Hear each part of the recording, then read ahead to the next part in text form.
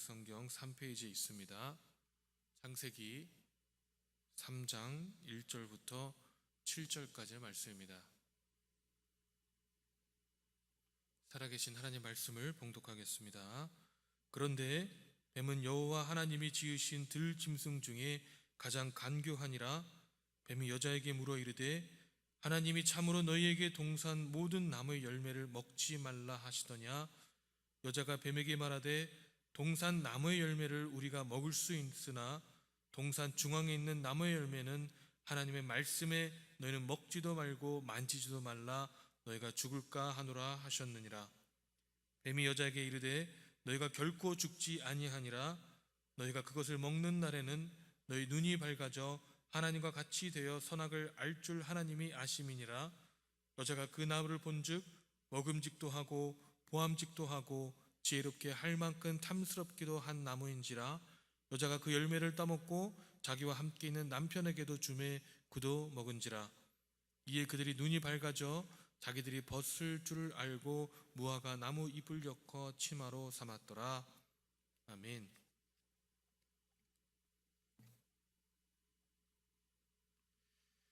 하나님께서 이 세상을 창조하시고 그 세상 가운데 이 에덴 동산을 특별히 창조하셔서 이 최초의 인간들이 행복하게 살 수 있도록 하셨습니다.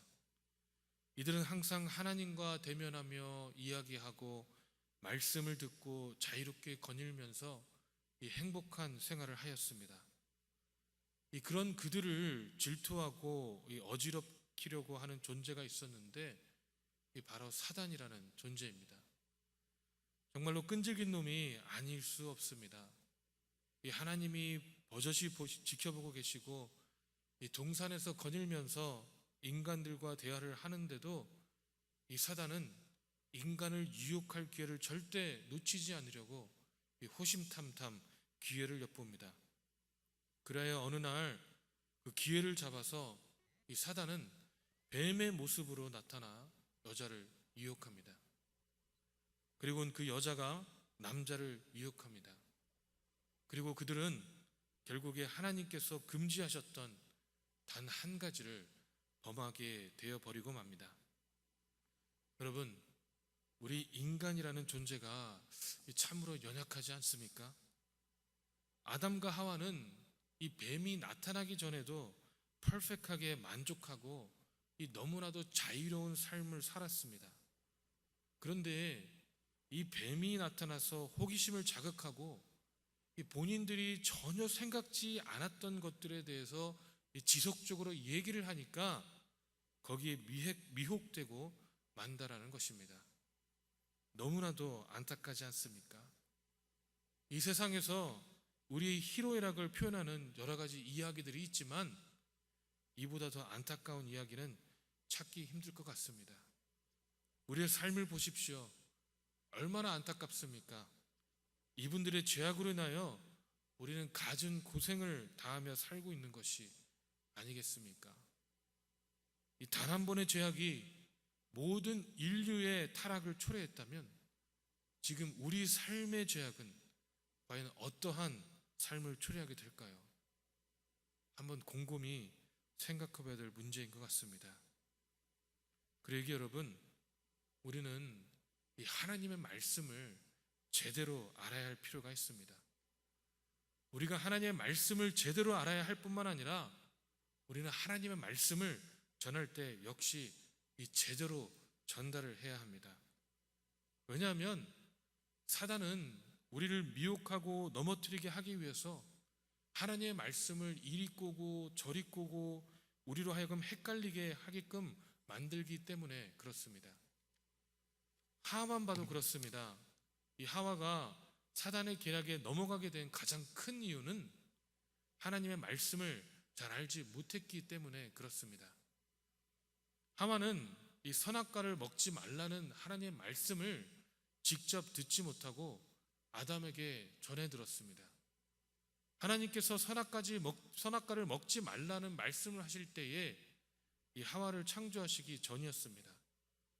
그래서 어쩌면 사단이 하와를 더 유혹하기 쉬웠을지도 모릅니다. 그런 하와에게 사단은 처음부터 하나님의 말씀을 변질시켜 접근합니다. 1절을 보니 하나님이 참으로 너희에게 동산 모든 나무의 열매를 먹지 말라 하시더냐라고 물어봅니다. 하나님께서는 2장 16절과 17절에서 동산 각종 나무의 열매를 내가 임의로 먹되 선악을 알게 하는 나무의 열매는 먹지 말라, 내가 먹는 날에는 반드시 죽으리라고 하셨지, 모든 나무의 열매를 먹지 말라고 하신 적이 없습니다. 그러나 사단은 이 하나님의 말씀을 너무 쉽게 변질시킵니다. 그러자 이 말씀을 제대로 알고 있지 못했던 하와는 헷갈리기 시작합니다.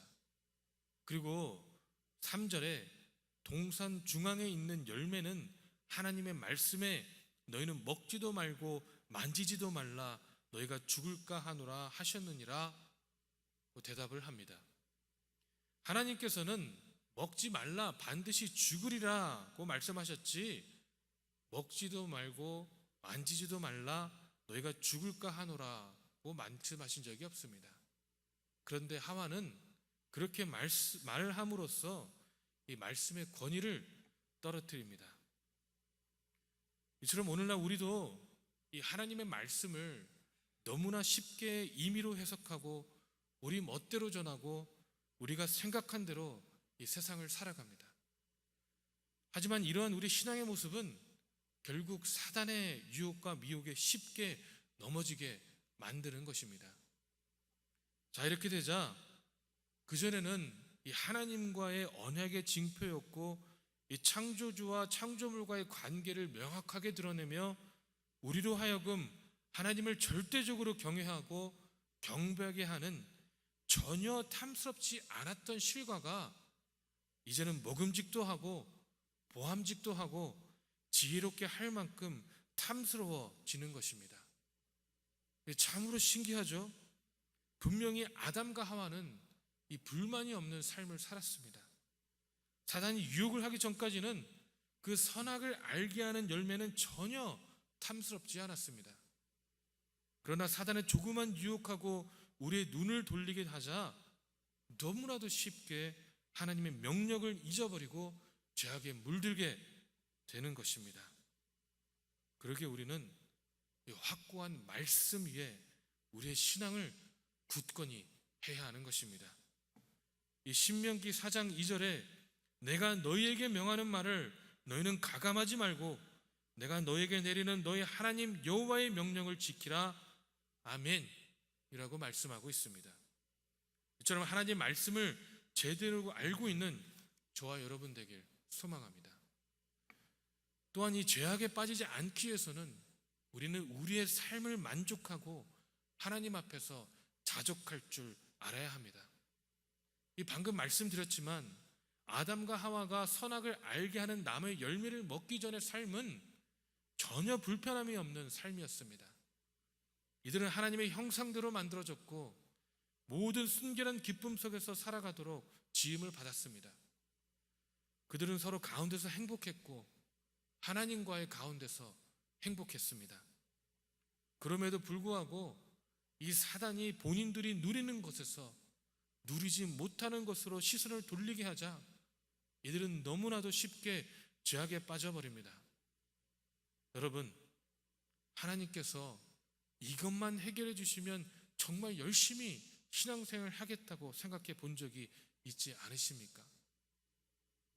그런데 정말 그 문제만 해결되니까 우리의 신앙의 모습에서 더 발전이 있었나요? 우리가 명심해야 할 것은 지금의 생활과 지금의 우리 모습에 만족하지 못하고 감사하지 못하면 우리의 신앙은 절대 성장할 수가 없습니다. 이 크루에서 사역하고 계신 선교사님께서 예전에 해주신 말씀입니다. 본인께서 이 필라델피아에서 어떤 교회를 섬길 때에 이 한 장로님이 스몰 비즈니스를 아주 어렵게 운영하셨다고 합니다. 그래서 이분께서 그 무보수로 그 장로님을 도왔습니다. 그랬으니 얼마나 감사했겠습니까? 이 장로님 항상 비즈니스만 잘 되면 성경금 열심히 하겠다고 항상 입버릇처럼 말씀하셨다고 합니다. 그리고 몇 년이 지나서 이 비즈니스가 잘 되고 돈도 잘 버셨는데 이 그때도 선교사님만 만나면 비즈니스가 잘 되면 선교연금도 열심히 하겠다라고 대답했다고 합니다. 여러분, 우리는 지금 우리가 누리는 것에 감사하지 못하고 헌신과 봉사를 하지 못하면 우리가 그 어떤 것을 가지더라도 우리는 여전히 감사하지 못하고 헌신과 봉사를 하지 못하는 것입니다.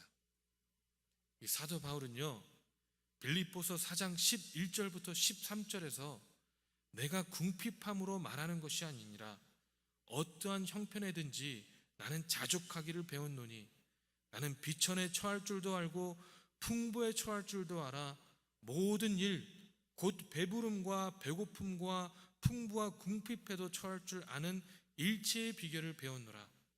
내게 능력 주시는 자 안에서 내가 모든 것을 할 수 있느니라. 아멘 이라고 말씀하고 있습니다. 여러분, 우리는 매 순간 이 선택의 기로에 서게 됩니다. 이 사단은 끊임없이 우리로 하여금 하나님으로부터 멀어지게 하기 위해서 모든 관계와 술수를 부립니다. 그리고 죄악에 빠진 우리는 하나님을 원망하게 되는 것입니다. 아담은 본인의 죄악을 하나님께서 주신 여자 탓으로 돌렸고 하와는 뱀의 탓으로 돌렸습니다. 이처럼 모든 죄악은 하나님을 원망하게 만듭니다. 여러분, 우리는 사단의 유혹과 계략에 빠지지 않기 위해서 무엇보다도 우리의 마음을 지켜야 할 줄로 믿습니다. 이 야고보서 1장 15절에 욕심이 잉태한 즉 죄를 낳고 죄가 장성한 즉 사망을 낳으니라. 아멘 이라고 말씀하셨고, 또 하지만 잠언 4장 23절에서는 모든 지킬 만한 것 중에 더욱 내 마음을 지키라. 생명의 근원이 이에서 남이니라. 아멘 이라고 말씀하고 있습니다. 여러분, 오늘 하루도 이 마음을 지킴으로 생명의 근원 가운데 거하시는 저와 여러분 되길 주님의 이름으로 축원합니다. 기도하겠습니다. 사랑의 하나님, 참으로 감사합니다. 아버지, 저희가 죄인이고 우리가 알지 못했고 아버지, 우리의 죄악된 모습으로 인해서 하나님과 단절된 삶을 살았지만 그럼에도 불구하고 아버지, 우리를 사랑하셨고 우리를 민망히 여기셨고 아버지, 우리를 불쌍히 여기심으로 예수 그리스도의 보혈로 말미암아 우리를 구원하여 주시고 우리로 하여금 아버지라고 칭하게 하게끔 하시니 진심으로 감사드립니다.